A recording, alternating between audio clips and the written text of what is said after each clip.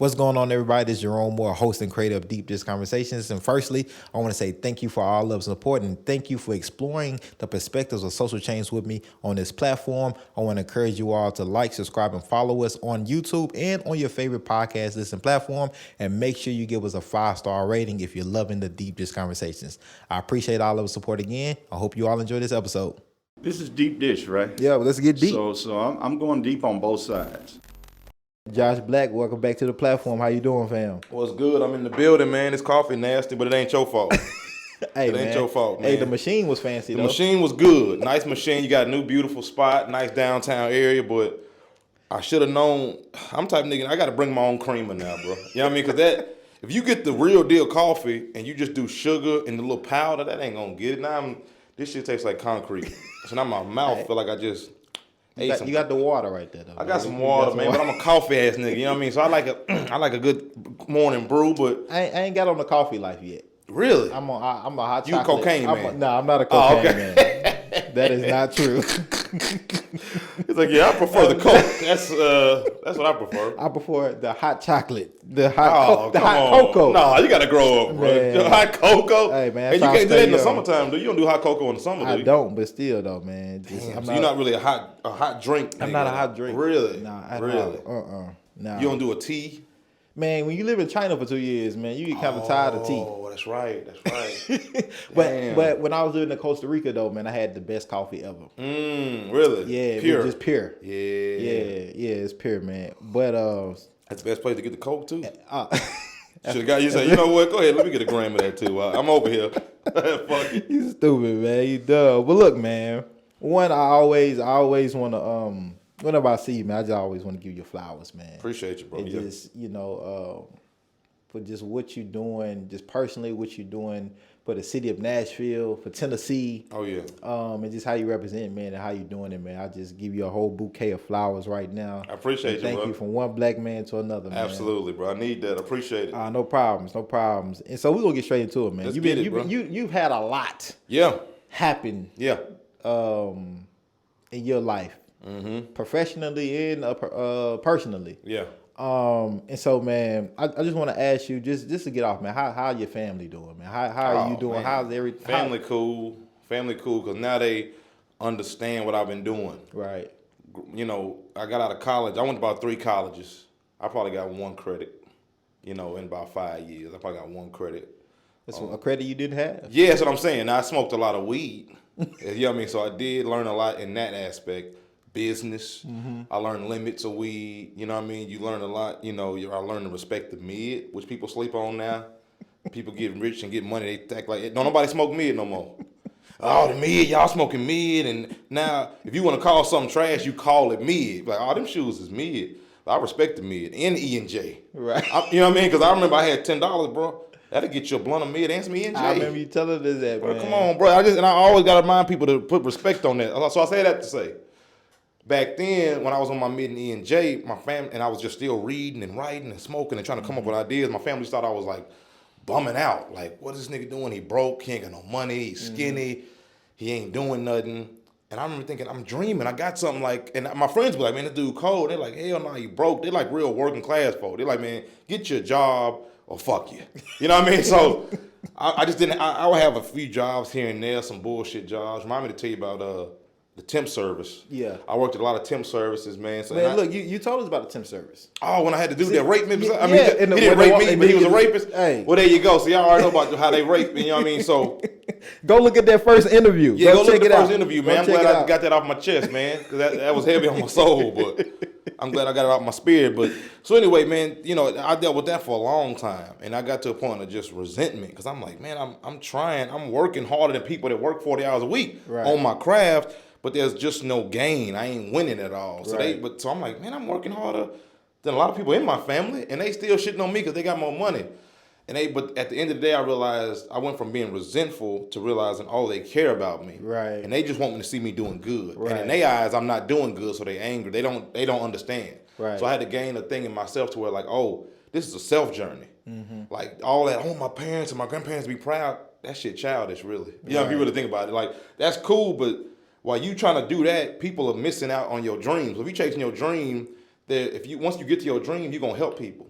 So the more you deal with your family and you worried about silly shit, the people that you're supposed to help, they waiting on you. You ain't got time to deal with that stupid ass Right. shit. So now I had to say, you know what, man, fuck that. I'm doing me. If it work, it work. If y'all don't believe me, I don't give a shit. I got to do this shit. Well, man, and we might have hit on this before, but I just want to say it again. When you're the first person to do something in your family, Yeah. and specifically to black families, when you coming from oppression, Facts. you know, everybody ain't gonna get it. And I had to figure that out too. When I went to the Peace Corps, people were like, why you going to volunteer abroad? You ain't making no money, you ain't doing this. And so, but I understood it. I got it. Yep. And I wanted to experience life a little differently. And I wanted to learn something that I just wasn't exposed to in North Nashville. Right. And so now everybody get it though. Yeah. You know what I'm saying? And that's what happens, bro. And then you opened up the door for cousins, nieces, nephews to say, And I can do it too. It was a lot of pressure, bro, because like my cousins are all teachers. My one cousin's a doctor. My granddad was a firefighting chief. He also did real estate, became a millionaire doing real estate. My mom was a nurse, travel nurse. Like, everybody getting it in. Right. So you see this bum-ass nigga on your couch smoking weed and writing music or writing jokes. It's like, man, what is he? We don't do that over here. Right. So I finally had to just block that out, man, and I just kept chasing that dream, and then it finally worked. And now they all understand, like, oh. So that was a lesson to me, like, in faith and in self-perseverance. Like, if you got a call and bro, go, it don't matter if your girl understand it, if your homeboys understand it, if your family understand it. It ain't for them. Right. You know what I mean? The universe didn't put that on their head to go chase that. That's on you. So if you feel that, you got to go chase it. So then once it works, everybody's like, oh, I can see that you were funny the whole time. Oh, you do actually work hard. So now I'm doing that same shit writing, and they like, oh, man, you got to calm down. You work too much. Right. I'm like, I was doing this shit when you said I was a bum. Right. You know what I mean? So I say that to say the family's good, and we're in a better place now because they respect what I'm doing. And you know, they never had a dreamer really in the family like that. They just because they work so hard, with just like on the works tip, and I'm the dreamer. So it's like, and now I can open it up for my little cousins. So if they want to go dream and do something, they'll be like, well, it might be possible. This nigga did it. You know what I mean? So, man, what has been some of your because you've been lit for a minute. Yes, sir. And again, whole bouquet of flowers. And I try to study. I try to study the other interviews that you do. Sure. And one of the things that I don't think many people ask you is like challenges. Okay. Like while being lit. Yeah, like you talk about the challenges of trying to get lit, right? You know, the NJ, the blunt, the pizza, all that, right? Sure. And so now that you've been kind of, because sustainability is key. Yeah. Like you can get lit, but can you sustain it? You've been sustaining it for a while now, right? Yeah. And so during that sustaining period, what has been some of the challenges, man, that you know, just new to this experience that you had to figure out and overcome, pivot, adjust, or whatever it may be?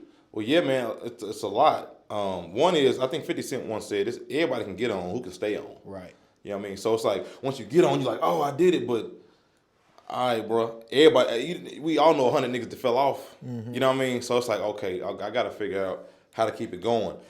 So my first challenge was to get people to like my content that was not about Nashville.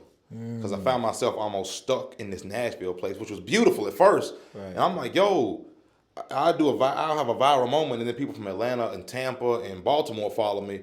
They don't know who Megan Barry is or Bart Durham is. So it's like, I got to do some other content. But when I would do other content, people like, man, fuck out of here. And I would have like 30,000 views. I do something that wasn't about Nashville, 2,000. And then it got to the point where I'm like, hold on, am I even funny? Because I'm like, or do you just want to hear you? Like, you know what I mean? Like, do you think you like me, or you just like me talking about your neighborhood? Right. And I'm thinking anybody could do that. Right. Because I'm like, hell, this motherfucker could get on here and say, I love Madison, and you just like, oh, that's my guy. So it started weighing on me like, hold on, maybe you ain't funny. Like, maybe you ain't lit like that. Maybe people just love themselves so much, you was giving it to them. So I'm like, damn, I had to really navigate, how can I get out of this shit? Because I feel like it's a ceiling in Nashville. Also, let me pause you though. Yeah. Because during our first conversation, I think one of the things that I came out with is that you were speaking directly to Nashville. Sure. And that was something like you was proud about, especially being from here, right? Yeah. I'm speaking strictly to the city because nobody's ever done that. Facts. People that speak about Atlanta, Memphis, you know, all these other surrounding cities. Yeah. But nobody spoke directly to Nashville. Then exactly. So it was powerful. Right. And it got me a lot of money, a lot of love. Like it was powerful. Right. However, I'm like, all right, now we got to keep moving. My dream was not to be the king of Nashville. Right. You know what I mean? Like, Right. I love the city, but I want to go from talking to it to representing it. I want to go to Hong Kong and say I'm a nigga from Nashville. I know, Right. you know what I mean? I don't want to just talk to Nashville all day, because after a while, what are we talking about? Right, You know what I mean? exactly. Like, I done hit every avenue. Right. So I knew, I realized I was running out of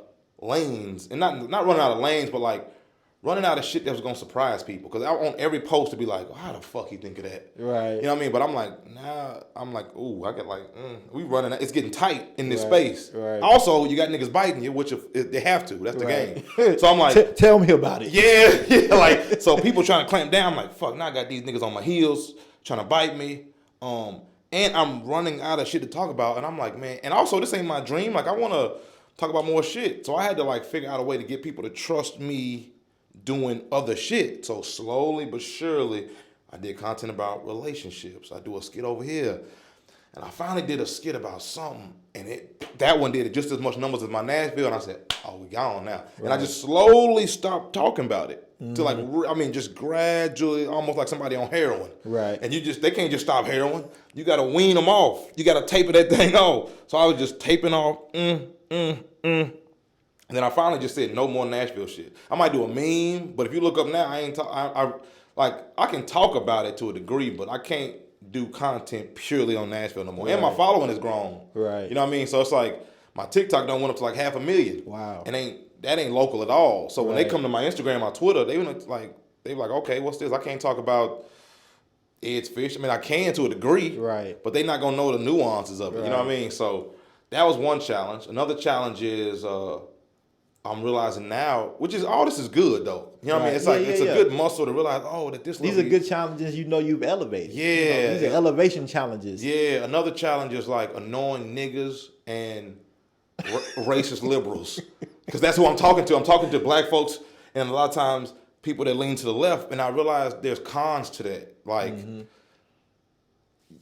because Nashville hasn't seen, and not just Nashville, but people a lot of times haven't seen a black dude maneuver and be black outside of our culture. Right. You know what I mean? So if you see a black dude that's doing an all-white crowd or talking about white nuanced jokes, like I can throw you a joke about Frasier or Seinfeld or The Office. I know white culture. So if a black person, sometimes if they see me doing that, they may think, oh, hell no, he a goofy. Or he a coon. He a like, oh, are you with them white folk? No. Because I go to the hood room out north at G-Spot, and now I'm talking about Martin. I can talk about whatever the fuck. I've been there more than you. Right. You know what I mean? Like, Right. I've been through it. So I got to deal with, like, this one comic was like, man, I just didn't know you could do a black room. I'm like, what? Like, I'm like, because, yeah, you be with them white folk. I'm like, what does that mean? Right. Yeah. So it's just annoying. I'm like, Right. bro, I've been out here. I'm cultured. Have your blackness been questioned at any point? The good thing is, like, if ever I get annoyed, I do the blackest shit they ever seen. You know what I mean? Like, it's like whenever somebody play me like that, and it might not even be on purpose. A lot of times it's innocent. They're like, man, like somebody introduced me to the club. They'll be like, man, coming up, the white folks love him. Give it up for you. And he don't mean no harm by that. And honestly, that's a compliment. But I'm like, nigga, everybody love me. That ain't like Asians, Puerto Rico, like white folks love him. What kind of shit is this? Human beings love you. Yeah, but he just ain't never seen that. So he's like, wow, he got the white folks. Right. And I'm like, that's even a weird compliment. Like, Right. how is that a compliment? Because white folks love me. That's strange. So whenever I see that, I'm like, all right, bet. I'm going to do the blackest shit you ever seen in your life. So then my next piece of content or my next joke or then they start saying, I don't know how you pulled that off on stage. I don't know how you had white folk laughing at that. I'm like, now what, nigga? Right. You know what I mean? Right. You ain't never seen a nigga say that type of black stuff on stage or in my content in front of white folks, and they still fuck with it. And then it kind of confuses them, and I like that confusion. So that's the one thing you got to navigate. But sometimes it's innocent, you know what I mean? And you just got to deal with it. But I'm like, yo, we not boxed in. Like, if you go to Chinatown in New York City, they're not just selling to Chinese folk. Right. Everybody coming in there and getting some of that culture. You know what I mean? What are we doing? So that's my thing. Also, the annoying liberals, sometimes people want to book me on shows or book me at any kind of event, but the only time they want to book me is when something black's going on. Like, no. Like, when y'all got a white event, I can come through. Right. Like, I know white folks, but it's like, well, when we're doing Black Night, we'll bring Josh Black. Like, why? Right. You know what I mean? So it's like that becomes annoying too. Like, hold on, motherfucker. Like, I don't just talk to black folks. It's like if they got like a cool event that's just normal, and I ask to get on that, they're like, well, we'll see. But then if it's some hood shit or some black shit, it's like, all right, come on. But and in their head, they're being diverse. They're helping the black community. Right. So How do you have that conversation with those specifically white liberals? Yeah. When they probably mean well. Yeah, But at the same time, if it wasn't this specific event, you probably wouldn't be invited to host or do a set. Yeah. Is that a conversation? I say you have, or I literally say I can talk to white people as well. Like I don't like. Sometimes I'm like I ain't doing it. If I'm in a space, recently I was annoyed. I'm like I ain't doing it. Like I ain't. They didn't even mean no wrong. They probably didn't understand it. But I'm like, don't call me on nigga night. Right. Like I'm not like. Now mind you, it's probably a beautiful night. It is dope. Like if they got Slim and Huskies and they got a whole lot of black stuff going on. I'm not saying I'm above that in any way. Right. But it just seems like. I'm not the minority night. I'm better than anybody you can bring around here. Right. Don't have, so we get one night and then the other 29 days a month is just whatever. Like put me over there with that. Right. And this. Right. You know what I mean? So like that just kind of gets annoying. And then also I realized my friend of mine, he's a Christian comic. And his name is John Christ. And he got canceled one time for making out with a girl. That was it. He made out with her. Somebody took a picture. And the church was like, no way, you canceled. You're sinning, you're going to hell. I mean, for real canceled on like bad. And he was talking about how dangerous his fans can be. And I realized the same thing with myself. I'm like, the liberals are so parallel to the church because they become, I feel like the new liberals have become like our parents in religion. Like, if you don't believe me, you going to hell. Right. If you don't do this, you go. Now it's like, if you don't think this, you're canceled. If you don't think exactly what I think, we're not arguing, we're not debating. If you don't think this, you're canceled. And I'm like, hold on. My fans are just as dangerous as this motherfuckers. And that's why I was like, hold on. I got to start keeping it a little more real. So now in my comedy and my content, I'm not trying to talk directly to you unless I'm hitting 1,000 with you. You know what I mean? You ain't perfect. And also, we're not going to agree. And get used to me not agreeing with you. Right. Because I don't give a fuck. I'm not going to apologize. You know how they do. This black man's... quickly, they'll say this black man went from cool and lovey-dovey and Bob Marley, Wiz Khalifa type of nigga to... oh, he's the baby. That can happen quick. You know what I mean? And then everybody like, yeah. He's dangerous. Yeah, he's dangerous and angry and all this. Right. So I'm like, I want to start keeping it more real to where people know what to expect from me as opposed to, I'm not Trevor Noah, and I think he's great. Mm-hmm. I'm not, I'm not a politician. We're not going to agree. Right. And I'm probably way more radical than you. So eventually I'm going to scare you with my politics. Right. You know what I mean? But so we ain't got to agree. So that's some of the challenges of just kind of skating around that, dancing around that, and having my identity, at the same time finding myself. Because I'm just 32. Right. So we still trying to figure out who we are, at the same time while people looking at you, trying to critique you and stuff. So just trying to find my voice, find myself with integrity.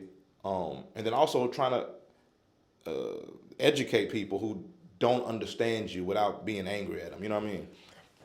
I think you take a unique approach on your art. Yeah. Right. And when I say art, people who don't know, he's just not a comedian. Right. He's a real deal. Get a paintbrush and do his thing. For real. Artist as well. Yeah. And so I use that term art broadly for you. You don't have to speak up the way you do, right? Yeah, right. And risk that cancellation type of relationship you could have with audiences. Yeah. Why do you feel it's important, not only for yourself, but possibly other artists to use their platform, to use their talent to address inequities in the human race? Sure, man, because I went to church my whole life, and my pastor ain't never talked about racism. And it's niggas in church every day. It's hundreds and black folks every day. And he never discussed it. And it came off as manipulation almost. It just it came off like, why are you trying to play me? You don't talk about, and this Bible got plenty of stuff that talks about oppression, racism, even if it's like a parallel. It says, it talks about this stuff.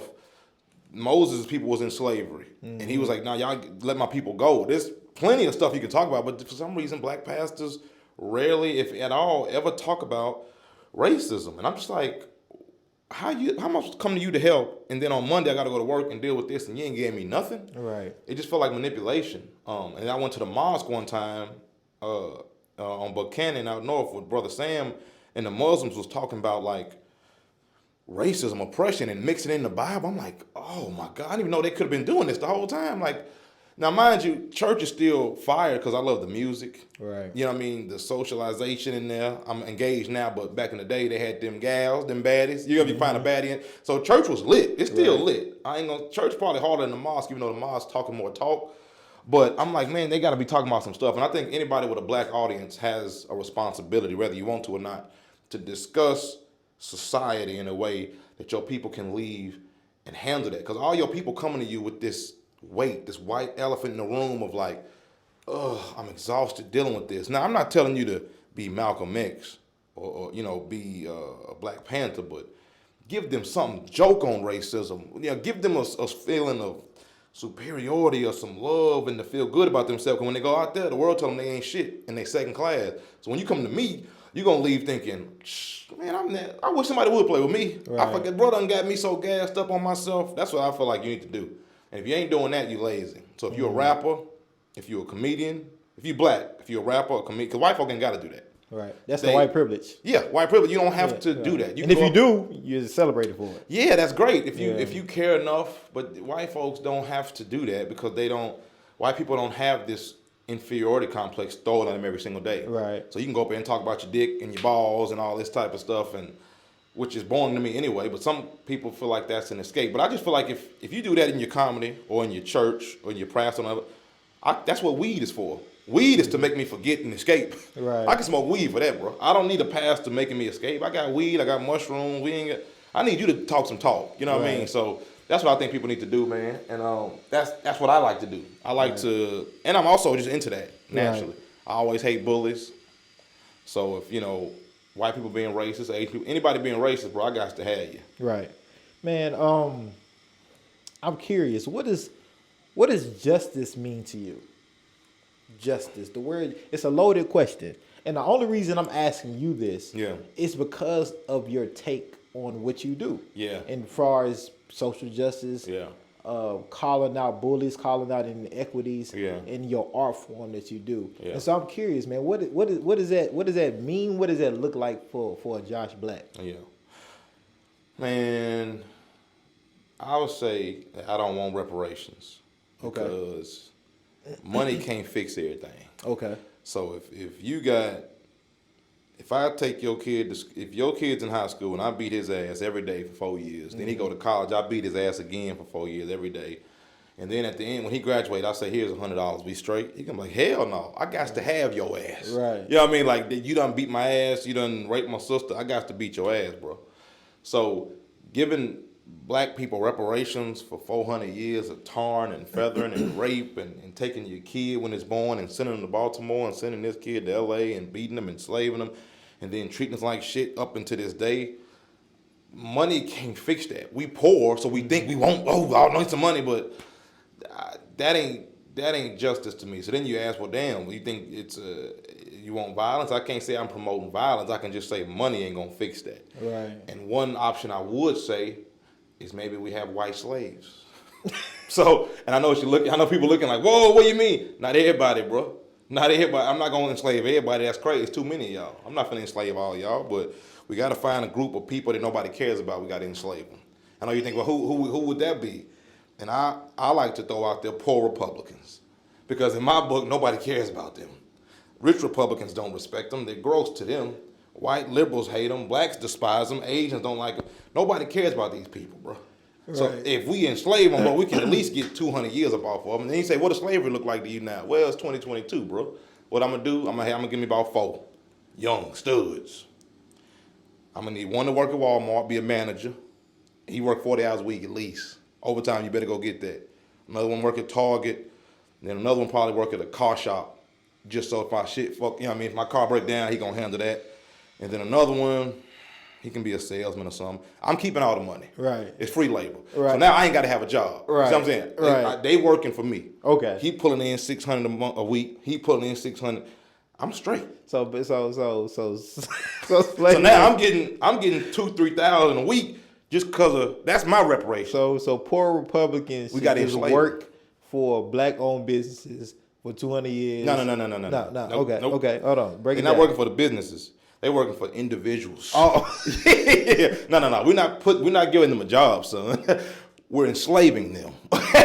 So what they're gonna do is come to your house. They get to sleep in the garage, or they get to sleep, outside. It don't matter. I Right. don't care. You're a slave. Right, and So, they just do whatever you tell them to do. well, I'm not gonna beat you. Right. That ain't my spot. I ain't gonna Right. rape you. I ain't gonna beat you. But you gonna get up early and you gonna work.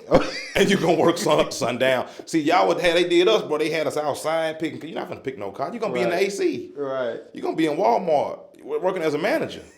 Like, you're gonna have respect on your name. You're just not finna get a dime. Right. When you get that check written to Josh Black.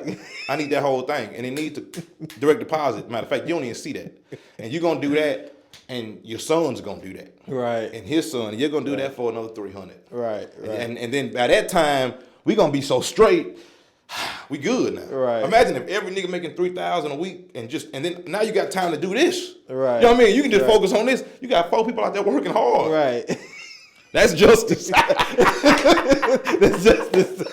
Nah, that's justice. Oh man, that's justice. That's a quotable right there. That's a T-shirt. No justice, no peace.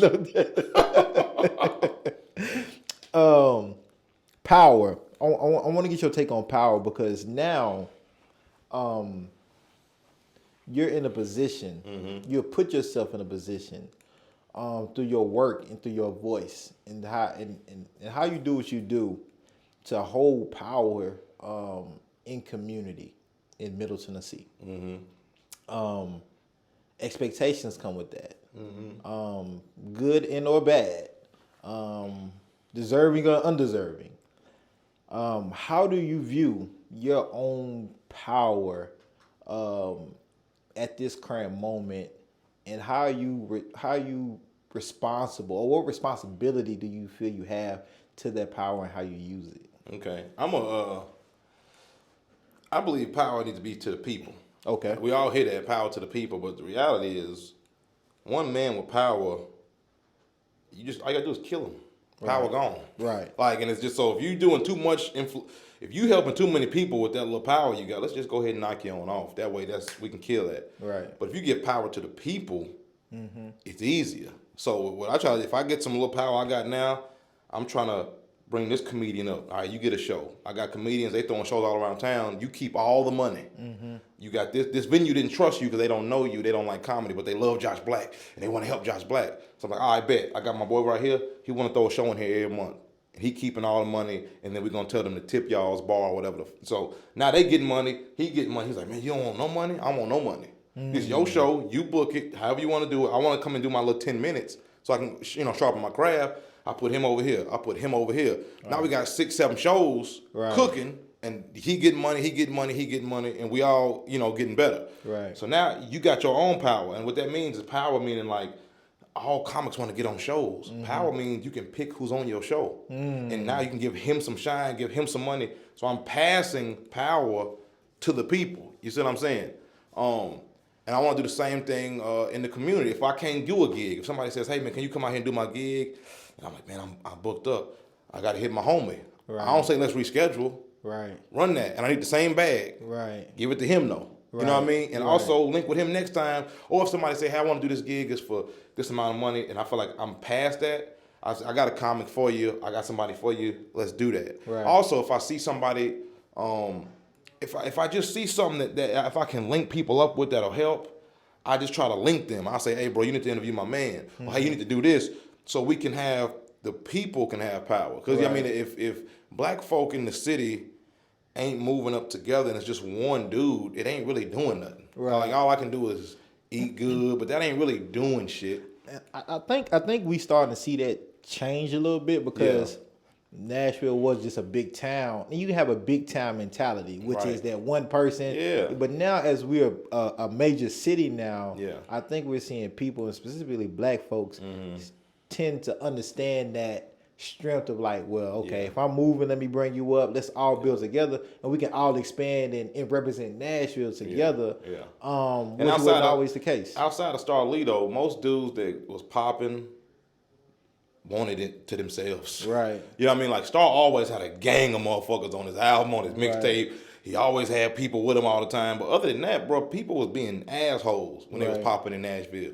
I want to be the only nigga in the room, which is weird. I ain't never like that. You know what I mean? I want to be the only black person in the room. I'm going to close the door and you ask somebody, hey, y'all hiring? No, they ain't hiring. Yeah. Like that's just some goofy stuff anyway. So Yeah, I think we are changing that now. Yeah. And that's what I want to do too. I want to be like, we got to help each other move up, add some power. I'm doing some murals in North Nashville right now, and I want you to drive by and be empowered by that. You know what I mean? I want to literally pass the power around. So once you get it, we can start moving. You know what I mean? Yeah, because it's enough out here for everybody to eat. Yeah, it's America. This ain't America. like a third world country. Right. There's money everywhere. Right, we lit. Yeah. Like and Nashville is lit. And Nashville is a great foundation. If you're doing something, if you get it popping in Nashville, it can take you to other places. And you got to take advantage of being. And I say in America, not that America's great, but it's just like if you on the street and it's 4 houses and one house stole everything from every house on the street. Right. They stole the TVs, the carpet, the money, the games. They stole it all, and they got this one house got all that. That house is lit. Right. That don't mean they good people. Right. Because that's what America is to me. They don't went around and stole and killed everything, but it's in this one house that we happen to be in. You might as well play around. Right. You know what I mean? So that's what I figure. Like it's some shit out here, man, and you just gotta make it work, and you gotta help. You gotta help each other, man. Man, you had a Karen situation. Oh, yeah. I've been waiting to really dive into this with you, especially on this particular platform. Yeah. Because even though, as you do, you're gonna bring the laughter to the situation. Yeah. People have died from them Karen situations. Black men have been killed From day one, right? Emmett Till. Yeah. That was a Karen situation. Imagine how many slaves the white woman, when he didn't want to have sex with the white woman, she just said he tried to rape me and he dead off top. A whistle, Yeah. a look. And so, man, take us through. Was you just shocked, amazed that this was happening to you? Yeah. Like you in your housing garage where you park your car, in that situation, man. Man, so I came home and it was Nashville Fashion Week. And I was doing a whole lot of editing videos. I was like the ambassador for Fashion Week or something. So I'm doing a whole lot of stuff, tired as hell, doing way too much. Get home and some white woman knocking on my window, boom, boom, boom, boom, like aggressively. She's like, hey, and I'm thinking she worked for Uber. Because sometimes they'll be like, hey, where's the elevator or something? And I'll let my window down.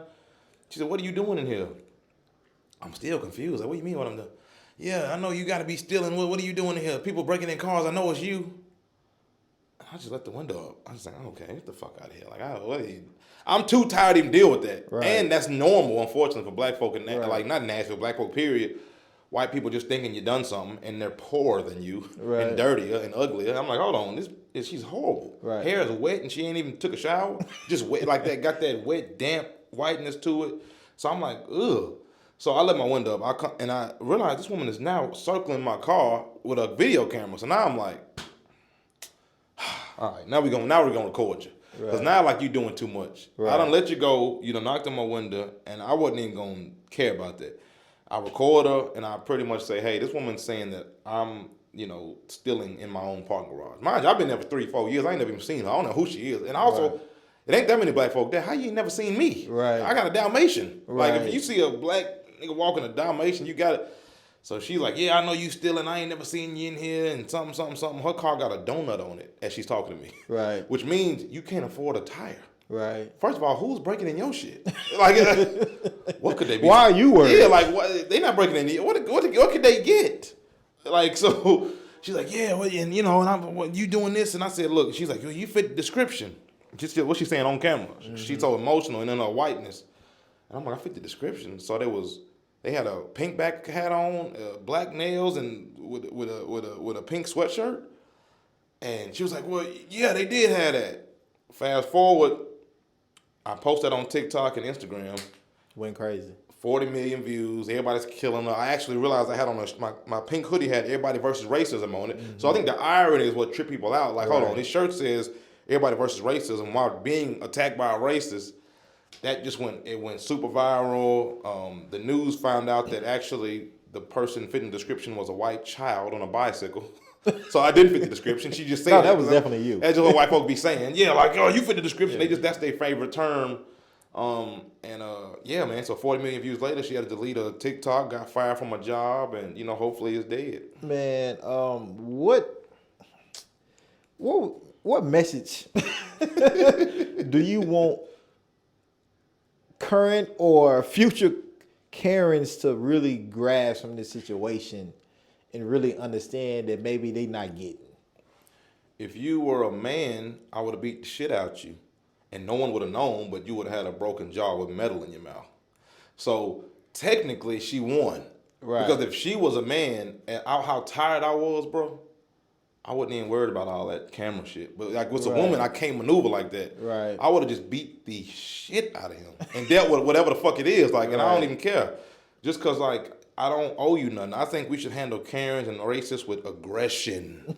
Pure aggression. Like, do not play with these folks. Like they have this entitlement like they can't get their ass beat. Black folk know better than that. Cause we come up in areas of poverty and angst and like you see violence. So you understand that you can't play with everybody. Right. I don't care how little he is, how tall he is, how fat he is. That man must around kill you. Right. Even if he a pussy, he'll kill you. You know what I mean? We know that. A lot of them don't understand that, and they think because life told them and the world tells them that they're important, they can't get their ass beat or they can't go viral or they can't go to jail. So handle Karens with aggression. If you do, beat them up, then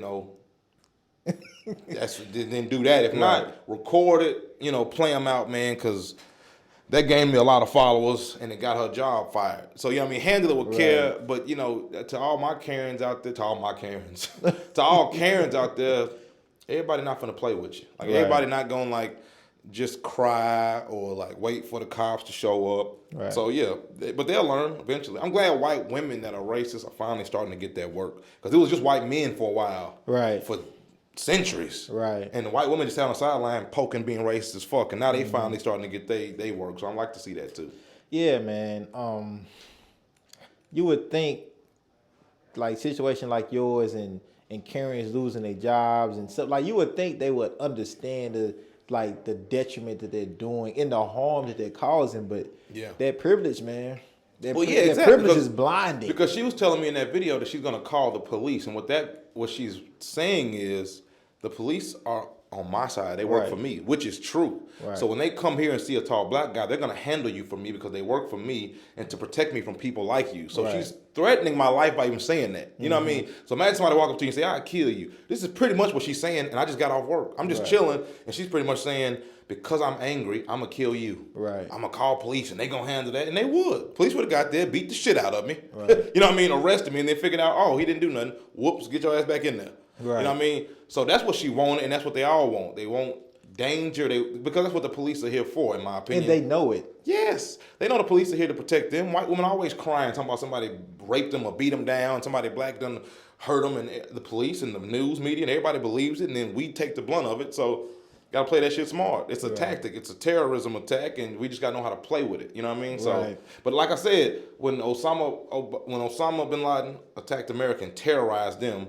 they handled that. Right. And now terrorists all around the world are scared to do that. Because they're like, America ain't bullshit. So when a terrorist came to me, I handled it. Now they like, God damn, I gotta work with this nigga different because he'll get you. Man, isn't that kind of like ironic in a way that America has showed us nothing but violence and aggression? Yeah. However, the most oppressed people in this country ever, if we show any ounce of aggression. I say it all the time. When America got terrorized on 9/11, they said, let's go to war. Right. It wasn't one person said that we want reparations. Right. With nobody saying, let's go march, let's go pray. With no diplomatic solutions. Democrats, conservatives, they all said, let's go kill this motherfucker. Right. We got to go kill him for what he did. And they're right. Right. Because you came over here and killed innocent people that didn't have nothing to do with that. You killed firemen, you killed policemen, you killed innocent people that was at work. The only answer is to go handle that. Right. Because now, not only have you've terrorized me, I'm afraid for my life. I'm afraid when I see planes. We was all afraid with the planes for years. Right. Because you terrorized us. And George Bush said, we finna go kill that man. And then Obama, when he said, hey man, we killed him. And everybody's cheering. Right. Because they got terrorized. But then when the black community is terrorized, somebody break a window, we thugs. Like, hold on. How we broke a window? Right. You killed every brown nigga in the Middle East for 10 years. Right. But even just going back to being terrorized since we got into this country, Yeah. and the trauma that comes with that. And if anybody should be angry, and if anybody should be allowed or permitted to just tear up shit, Yeah. it should be us. Right. And But they rightfully tell- so. But Every time something happens, we get terrorized. We're supposed to sit down. right. They'll say y'all can march, but you don't tear nothing up. That's insulting in itself. Right. Because when y'all get terrorized, ain't nobody sitting down. Right. Y'all getting guns and you going to handle it. If we break a car or set something on fire, it's, oh, look at them, they're looting. Like that's what y'all did. Y'all went Right. to over the Middle East and looted all the gas. Oh yeah, Looted all the resources. Well, you know, this government is our system is just is a walking contradiction, Yeah. hypocrite. It's just like you know, they got a documentary series coming out about like Hitler and the Nazis, right? Yeah. And America saying Hitler, you can't get rid of all the Jews and go ahead and say, well, ain't that kind of what y'all did to the African Americans? Yeah. And this was during the Jim Crow area. Yeah, we did do it, but you can't do Yeah, it. and That's- the that's only what- difference that's what we is do. Hitler didn't have the same PR. Right. He lost. So Right. once America loses, everybody will look back and be like, wow, America was, but we in that right Right. now. You know what I mean? We in that. It's crazy, bro. And it ain't just the Republicans. I had a joke I'm still trying to work on now. I said, man, you know, people still refer to Obama using the hard ER. But it's crazy because all those drone strikes he did in the Middle East, how can you not call him Barack Obama?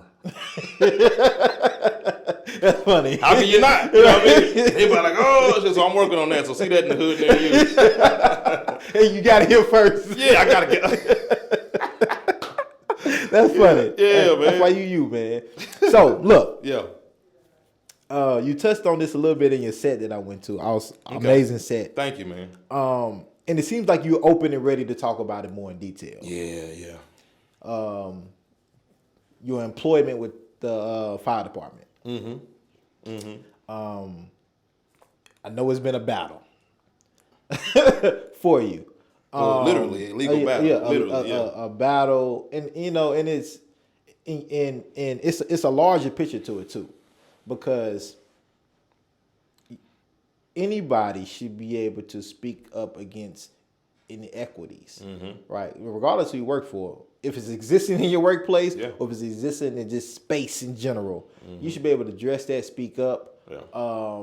And correct me if I'm wrong. When you initially spoke up, it was about the city council's decision about the right license plate readers, right? Yeah. Which many people Yeah. don't agree with, right? And they still, I think, in a 6-month pilot. We'll see how they go. And you know, they feel you should be reprimanded for that. You shouldn't speak on that. You shouldn't Right. talk about those things. Right. Working for the fire department. Yeah. One, how's your mental health been in just balancing all of that and understanding, like, damn, I can't even. They don't want me to speak up about these things. These are even black people telling me don't speak up about these things.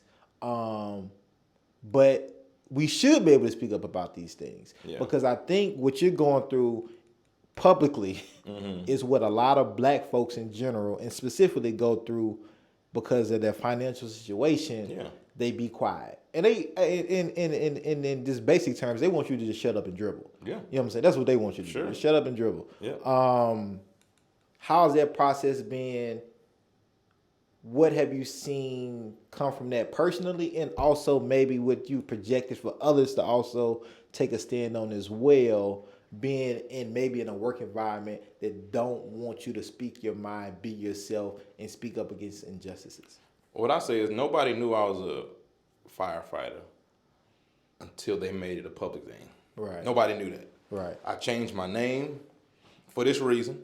I didn't want to be associated with it at all. So when I said what I said, it was about a public issue. It was my opinion, and I did it from a whole nother name that had nothing to do with that. Right. So nobody even knew I was a firefighter at all. So they made that a thing, and they said that the city council, I said the majority of city council's white supremacists because the majority of them voted for a white supremacist bill. Right. That ain't just my opinion. Right. Opinion from all the 20-some organizations. 20-some organizations. We're talking about the Mexican organizations, Latino organizations, black organizations, gay organizations, white organizations. They all realize that this is just another way to police and over police and over surveil black communities, send Latinos to ICE, get them deported, add to mass incarceration. And I'm doing a mural right now that says, you don't fight poverty with policing. Right. You know what I mean? So when people are poor, if I don't have any food, bro, I gotta steal some food because my kid's hungry. Right. That's anybody. That's any race. Right. So if you take all the resources, all the food out of a neighborhood, crime is inevitable. Crime is the son of poverty. Right. You have to do that because you either die. Right. So if you want poverty to go away, you give them food. Right. You give them health care. You give them education. Access to You all give of them that. access, then the poverty drops. But instead of that, you want to lock them up because that's profitable for you. You know what I mean? And that's what they were doing. I spoke out against that and got suspended for it. And I'll do it again.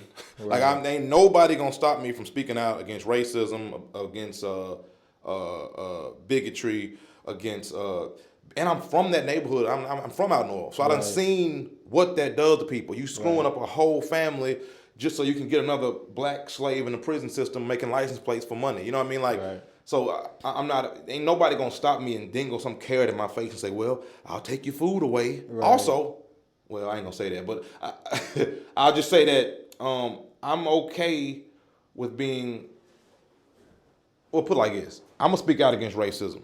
And if anybody got a problem with that, I'm willing to deal with it. Right. You know what I mean? So, and I would say, if you on your job, and I always said back in the day, like, the most obedient person in the black community is the nigga with a good job. Mm-hmm.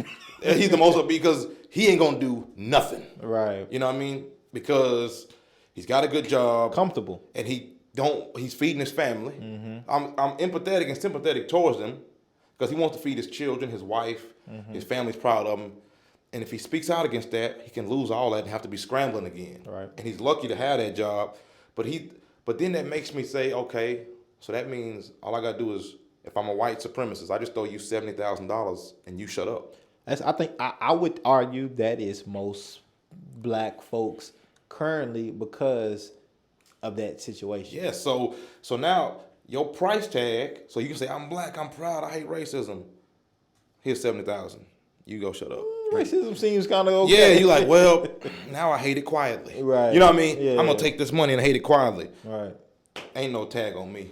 You give me 10 million, I'm gonna say the same shit. You take the 10 million, fuck you. Right. You're not finna like hush me with that. But that's the power of capitalism too. Right. Capitalism makes it to where you're a slave to money. Right. You need this. I'm gonna starve to death for you. You try to silence me. Right.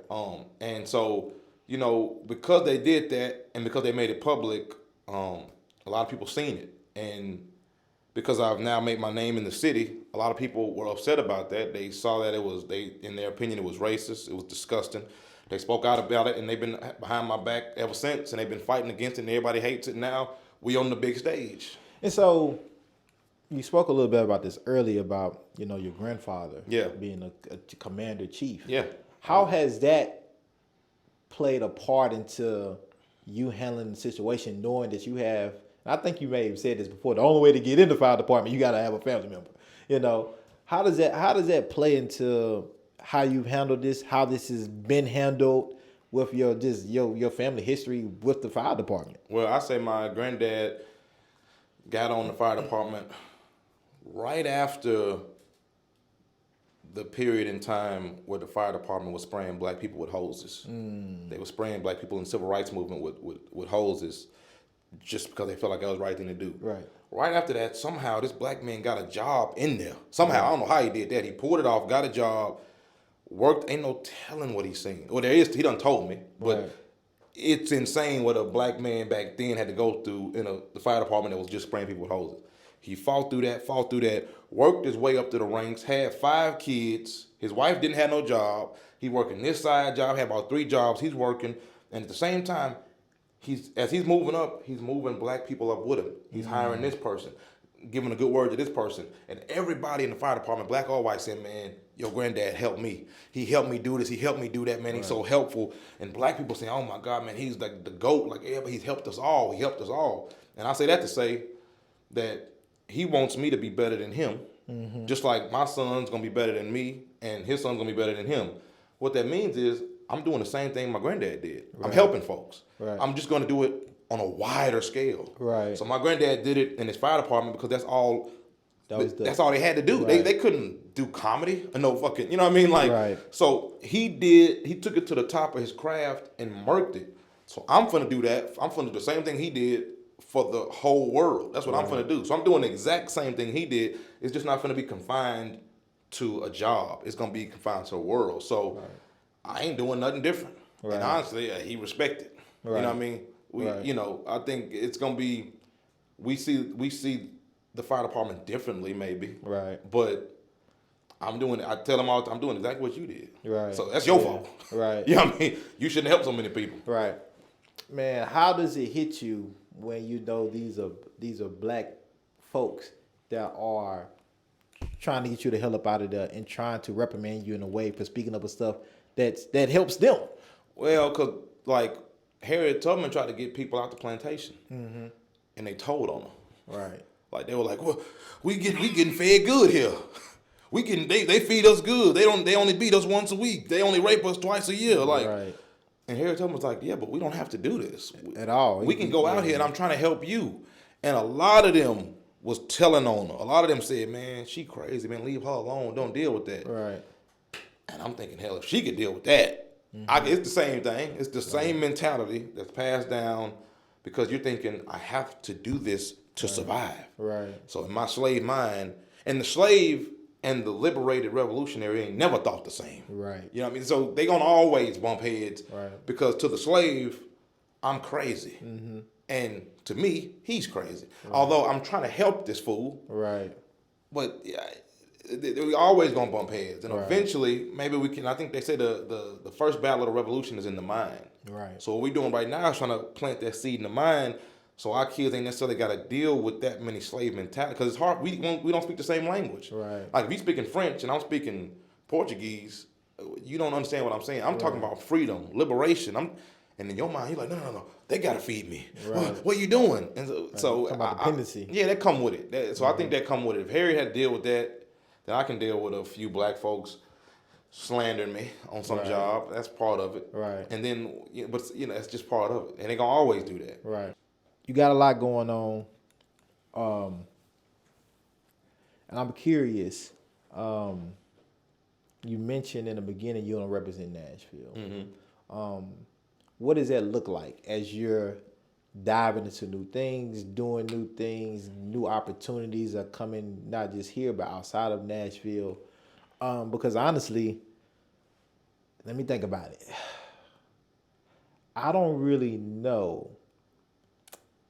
I kind of want to count Oprah sometimes, but I don't really know of a black person, and I think that in our modern era, that has been able to break in Nashville and then take that and make it worldwide and then represent Nashville everywhere he or she goes. Yeah. So what does that look like for you? Man, to me it looked like you hear Jay-Z on the record talking about, man, he talking that flex talk. I got this, I got that. And also I got a Josh Black art piece on my wall as a flex. Right. You know what I mean? Ain't got nothing to do with me. He just saying, y'all got to get your money up because I got a Josh Black in here. Oprah, you go to Oprah House. You know what I mean? You go to, I don't know, Justin Bieber house. This huge Josh Black piece. Right. You know what I mean? And also, you go to Bridgestone, Josh Black performing. And it's lit. And he's still talking like he was back then. And it's sold out. Yeah, like, it's sold out completely. And you know him, and it's literally the same motherfucker from back then. Like, ain't nothing changed. He's still, I mean, he done got a little more mature, maybe. Right. He done got a little more polished, but he's still talking how ain't nothing changed him. You know what I mean? So, I'm also, got art in Hong Kong, got art in China, I got art in Russia. And it's still revolutionary art pieces. I'm doing murals all over the place. I'm in the MoMA. I want, art all over the place. I want comedy all over the place. My comedy's still hitting. I'm still talking that talk. And every time you hear me, like, man, he talking like a nigga from Nashville. Right. Like, bro from, you know what I mean? Like, bro from here. Right. And still coming back and holding it down. So just doing huge shit. And I think P. Diddy, Hove, Snoop, the way these dudes have just turned all the way up to the max kept it black, and then still put on, ain't no question where they from at all times. Right. That's how you move. You know what I mean? Like, that's how you're supposed to do it. Like, you turn up all the way in every space you can. I'm black as hell every single time. Right. And you know where I'm from, and they all proud. Like, he from here, you already know how we get at. Right. Like, it needs to be a bragging right. Like, To be from Nashville. yeah, like, you know, bro from the Ville. You know them Ville, crazy. You know what I mean? Like, Ville, they go hard. Like, we didn't care about Toronto. Now that Drake's a thing, like, that's a thing now. Right. You know what I mean? I would even say that he influenced them putting money into the Raptors that made them get that damn championship. Like, once you start popping and putting on for your town, shit starts happening. You know what I mean? So I just want to turn up all the way to the max. And then also, you can see that it's possible. One thing you got to see is somebody, like, it's a comedian named Nate Bargatze. He said, you need to see success.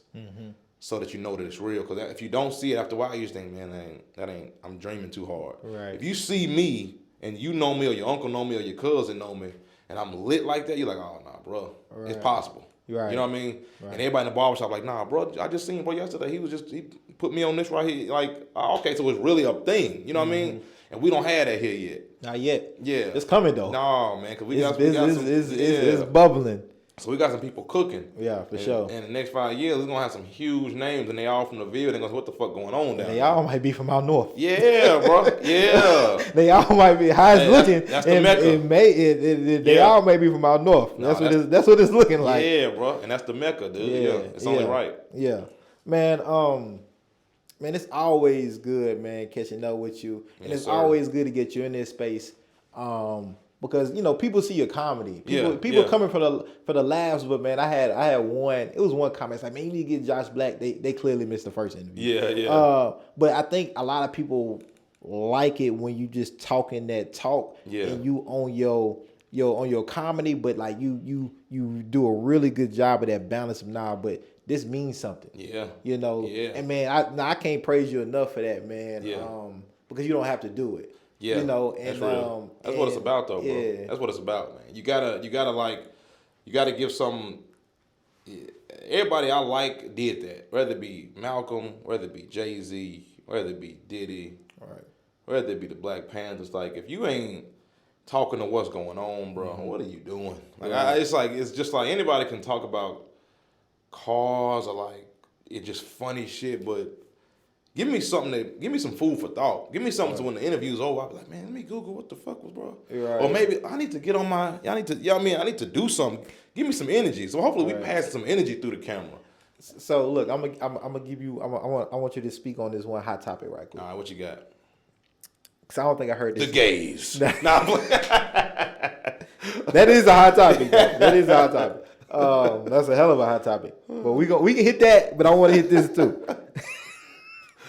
I can't do this with you, man. Gun violence. Yeah.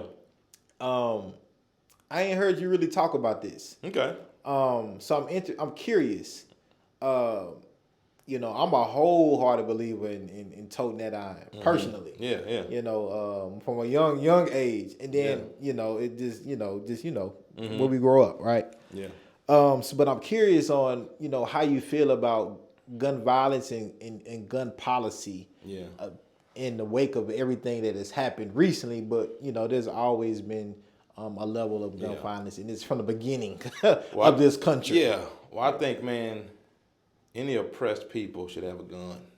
It's dumb if you don't. So, like, if we're in Nazi Germany and the Jews say, should we get guns or not? It's just not a question. Right. They're trying to murder you. You know what I mean? Like, what are you doing?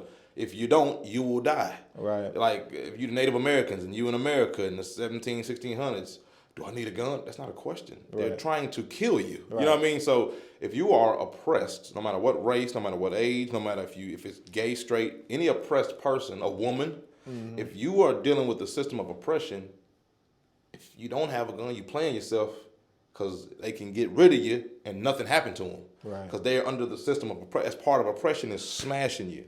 So if you're a woman leaving the club, have that thing on you, have something on you. If you're a black person, you know what I mean, and you walking through a town, you got to go get some gas, you traveling somewhere, and you got to stop through Pulaski, you better have it on you. Right. You know what I mean? And of course, you never want to use it. Right. Sometimes you ain't got to. That peace speak loud. Right. People don't want no smoke with that. So I say any oppressed people need a gun. And there's no revolution without one either. So if you're talking about this black power shit, power's in the pistol. Right. So you can talk all this shit until them cops pull up with them guns. Now you got to go home. Right. You know what I mean? Like, 'cause the talking's over. You know what I mean? Take Right. that shit on to the fucking house, nigga. So like, so if you want that, Get back on the internet. yeah, exactly. Go tweet something, nigga. Right. So if you want liberation, it come with the strap. Black Panthers taught me that. But as far as gun violence and policy, I don't know. White men in America they've proven to be very violent and dangerous naturally. It's just they just angry. There's rage, and they like to kill the innocent. They like to pick on smaller people. They like to go in schools and shoot people. I realize like all those white dudes who want race wars, like the people in Buffalo that you shoot. They won't. It's like they just so mad. They want to go shoot up churches. And they want to shoot up school, but they never go to the hood where niggas really want that smoke at. Never. So niggas in the hood got but you ain't never seen no white dude go from the internet and say, I'm gonna do it, and then you take it to the hood and go shoot up Dodge City or 23rd or go to Antioch. You don't never do that. You always go to where ain't nobody expecting you, which means you pussy. You're not really about that, bro. Right. I know you think you are, because you shooting and they say, oh, you were good. Like, I forgot these goofy niggas' names, but all them white boys that shot up people, none of them folks was ready for no strap. Like, that's not a win. Right. A win is when you go and y'all have a shootout and you the winner. Right. You got a bullet off in you because you really went to war. Y'all ain't. Right. But when you're dealing with these type of pussies and these type of races, I don't know, man. I don't know if there's a real answer to the school shootings. I don't know if there's a real answer. You can they say put cops in there, but then now black folk got to deal with cops in school. Like that's annoying too. Now you getting police brutality in math class. You know what I mean? Just because you fucking said 2 + 2 is 3. Now you're getting shot at. Well, there's studies out there because they call these cops, school resource officers. Yeah. I don't know how resourceful they are, but that's what they call them. Yeah. And of course, what the stats what they show is more black and brown kids get arrested more. Yeah. when you have cops in the school. That's the thing, man. So it's like, and you don't want it. That's the thing, because. I don't know how much a cop's gonna look after a black person realistically. I just don't know, because in their brain, you're the problem. Even if it's subconscious. Right, it's implicit. Yeah, and like even if you like, it's just like you're told that through movies, through books, through your church. It's just like we're always like, I was painting a mural, and it was a cop with boxing gloves and a black dude with boxing gloves, and this little white kid was just like, he's like 4. He's like, oh, it's a cop, and he's fighting the bad guy. Like, it's just natural. Right. You know what I mean? Like, right. So it's just subconscious. So it's tough, man. But I don't know. They're gonna have to do something. I don't know what the answer to white rage is. Right. Because if you take his gun, he's just gonna build a bomb. Right. You know, So stopping his guns is like some liberal shit to like, hey, stop the gun. That ain't gonna stop this shit. These niggas is crazy. And on top of that, what happens is when any of these policies are passed down, they always infect black and brown people more. Yeah, they're gonna find a way to fuck black folks. So it's like, all these, so that's all these, you tell your meaningful white liberal friends, you might want this, but think about who this is really gonna affect. Yeah. Like, in theory, it sounds good. And a lot of them just like to that's not going to stop anything. Like, you have to realize, why would a person want to do that? Right. Like, you're not gonna. That's like saying, well, some of them ran a plane into the building. We can't use planes no more. That's not. Why are these young white kids ready to kill everything? Have you seen a documentary on? I hate to drop a movie reference, but it was the Woodstock '99. I haven't seen it yet, but I've seen it. It's on Netflix. Bro, check it out. You just realize, like, is there that frat white dude that's just like, they just angry. And they just want to punch something and kill something. It's an anger there. I don't know if it's a daddy issue. And they have everything in the world for them. Like, and they grow up and they go on. So if you go to News Channel 5 on Facebook or News Channel 4 or News Channel Tennessee, and you go to the comments of anything about black people, they in there. You go. That's where their energy is like. They just hate everything. They don't want no smoke. So I want to gas y'all like you ain't about shit. You ain't gonna do nothing to me, pussy. Right. But like they. Like my boy Lowe's had his Black Nashville market. You gotta have. He been in here? Yeah. Okay. No, he ain't been in here, but I've been to the. I was just there last Friday. Oh, that's right. That's why I seen you. Yeah. We were just there together. Yeah, exactly. We came together, right? But no, he had an event, and then they posted on the news, and then like all these white folks from Tennessee was just saying this is horrible, just because he had a black market. But what I'm saying is, these are the people that we're dealing with. I don't know. The guns that you can take the guns, they still gonna be on Facebook. Right. Like, these are dangerous people, man. And so I don't know, but if you black, get strapped. Get strapped. And also, man, we got, if we being honest with it, on the other side of that coin, killing each other's a problem. Oh yeah. And that is just ignorant. Like, and we just gotta somehow get past that. We gotta blame the rappers. They're probably 80% of this. Yeah. Ignorance is one of it, and then just our culture of that being cool. Well, it's we talking about white supremacy. I feel like it's an indoctrination, right? Sure. And we can be indoctrinated with white supremacy too, right? As Absolutely. Black people. Absolutely. And I think that's what that is, that internalized Black hate. Because if I see you and you see me and we both from out north and I say, okay, damn, he might okay, if I'm a wolf and he a wolf, all right, let me give him some wolf energy then and not and mean mug you or clutch my pistol a little more. That's internalized Black hate. Yeah. And we have to get, if we can't say what's up to you, because we all going through it. And also there's no value on Black life. Right. So when you talk about internalizing white supremacy, right, you see a white woman walking down the street pushing her stroller. Right. You're not even thinking about robbing her. Nah. You're like, hell no, I don't want to deal with that. Right. You see me walking down the street with some Jordans on. You're like, nah, fuck around, take this nigga shit. Because in your mind, my value ain't even that high. Don't nobody care about me. Right. So you can lick me, but that white girl, people care about her. She's more valuable. So we do got to worry about that internalized racism. And also, if you selling crack to Black folk, you a coon. Let's talk about that. Like, I'm tired of y'all. Like, because it's 2022 now. In the 70s, 80s, 90s, we didn't know no better. Right. 2022, bro, you're selling poison in the Black neighborhood for profit. You's a piece of shit, man. Right. I'm sorry. Well, hey, man, no, it would be super dope. I don't know. I would love to see this happen, man. But I think, and I don't agree with everything he say, but I like what he say. A lot of stuff he say. Who was that? Charleston White. I hate that, man. Man, you hate Charleston? Goofy. Man, look, because Charleston would say exactly what you just said. Yeah, he might say it a little differently, but he speaks up. He calls out the rappers, the game leaders, and all that. It's like he only hates Black people.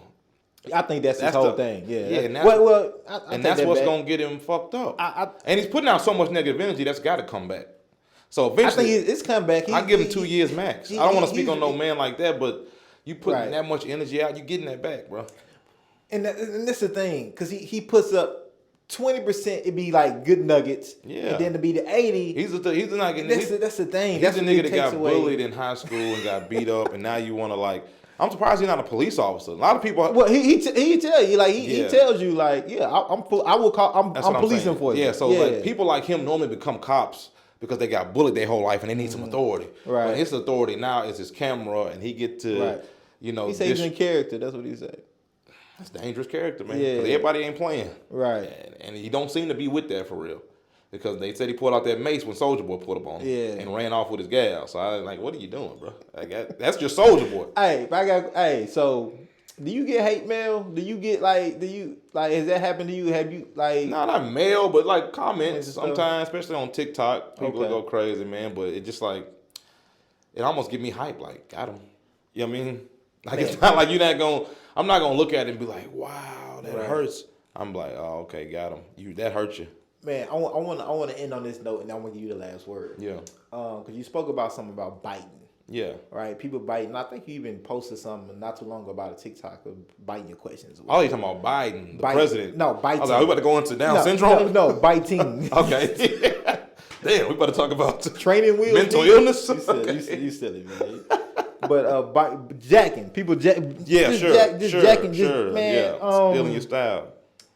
You know that comes. You know they say. You know what is it? What is the phrase? Imitation is a best form of flattery or something like that. Yeah. Man, how do you Because it's something I'm trying to pivot right now myself. Yeah. How do you deal with that? Especially if you know the person or know of the body, the entity that's doing it, or do you just take it as a compliment with like, hey, they can't stand on it like I stand. Although on it is a compliment, it is probably one of the most annoying things, right? Because you know how nuanced your stuff is, and the audience doesn't, right? So the person that's stealing it and he's getting likes, they might not even realize what he just did, right? Because they're not in your field, but he know because he in your field. He know he's studying. Well, he know what he took, right? However, the greater you get, the more impossible it is to steal. Right. So you got to take it as one, you copying me because it's working. Like you ain't copying everybody, you copying me because it's shit working. So you're like, okay, but that is a compliment.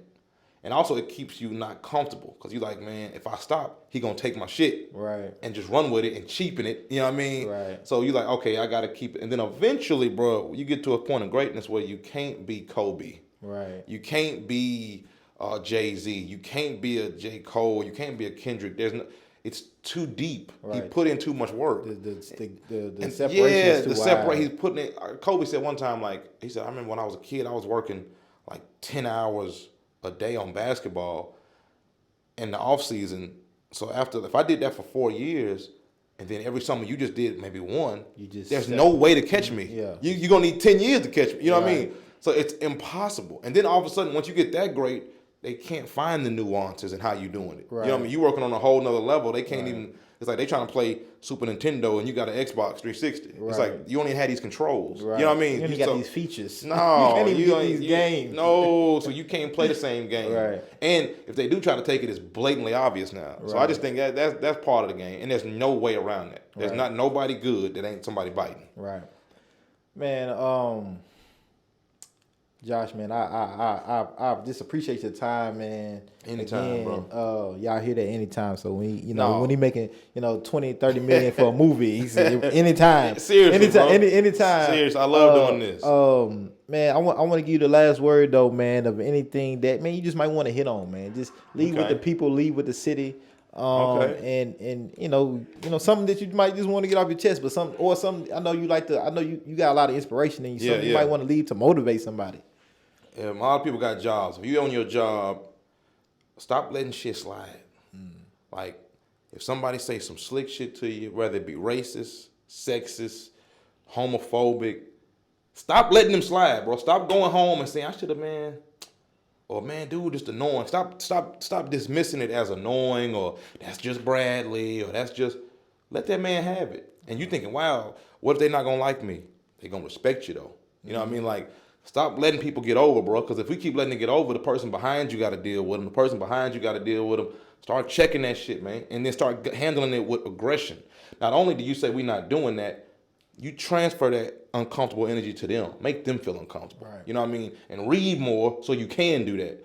You can't just be on TikTok all day and then somebody say something slick and witty to you to disrespect you and you ain't got the armor for it. So try to read something out of your comfort zone. Watch some shit on YouTube out of your comfort zone. Arm yourself. You know what I mean? If you're a woman, arm yourself with some knowledge. If you're a gay person, arm yourself with some knowledge. If you're a black man, a Puerto Rican man, whatever the fuck, arm yourself with something so you'll be ready with some quick wit. And then after you do that constantly, that's just part of who you are now. Right. So now even if you're drunk and somebody say something slick, you're like, hold on, what was that bitch? And then you and people stop playing with you. So we gotta stop letting these folk play with us at work because they outnumber us. And they always get to play around. Don't hit them at work because white people love that. You can't do that really because they can just say you're angry and you assaulted them and You gotta be strategic. yeah. So, but you can hit them just as hard, making them look dumb, and you ain't got to tell on them. You can threaten them to tell on them, or you can record them and tell on them. But just like stop letting people play with you at work, bro. Right. It's over for that. And I feel like everybody that's a minority got to deal with that. Man, I stopped giving passes a long time ago, and that's the issue. Mm-hmm.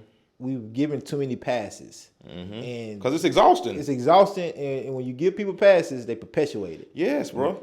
And that's why I like meeting with aggression, and it tends to hope. Yeah, bro, because like you thinking, okay, shit, I gotta be here. I got 3 more hours. Right. My kid at home. I gotta figure out what I gotta do. I'm also doing chasing my dream on the side. And you thinking about all this, and you on Twitter, and then somebody say something slick and walk off. You thinking, I'm too tired. Fuck them. Who cares? Go get that. Right. Go handle that. Or if it take a minute and you realize 2 hours later, what did he say? Right. Go back and handle it 2 hours later. Hey, 2 hours ago, bro, what was that? Yeah. Or two. I lose sleep for letting stuff pass. We all do, bro. We Yeah. like, why the fuck I didn't? Go handle that. And then eventually you're gonna get so sharp to it to where they're not gonna get past you no more. Right. And then you get to the point where like, what was that? And then they like, oh, I didn't mean that. Oh, all right. Well, I was just making sure. What was that, nigga? Clear. Yeah, speak up with that. And they know you're not one of them niggas to play with. So stop letting them slide. And they ugly. Like they just not like they not really like they just like I hate when. You know what I think it's like, bro? White people in America have convinced, like imagine if, and then we're going to leave with this. Serena Williams and LeBron James have a kid, right? They got this kid. And then America kills the parents. Boom. and they tell this kid his whole life that he's not an athlete. Right. And he just can't. And that's what they've done to us. And these non-athletic motherfuckers are telling you ain't an athlete. We the athlete. And you're like, I guess I ain't an athlete because you don't know no better. Because you don't know your history. You don't know who your parents were. You don't know who your ancestors were. And they just keep playing you. But you don't even understand what the fuck you are. They ain't shit. Right. Like your dad was LeBron James and Serena Williams. No. So I say that to say like you're the special one. Mm-hmm. You can't let a goofy play you. These is goofies.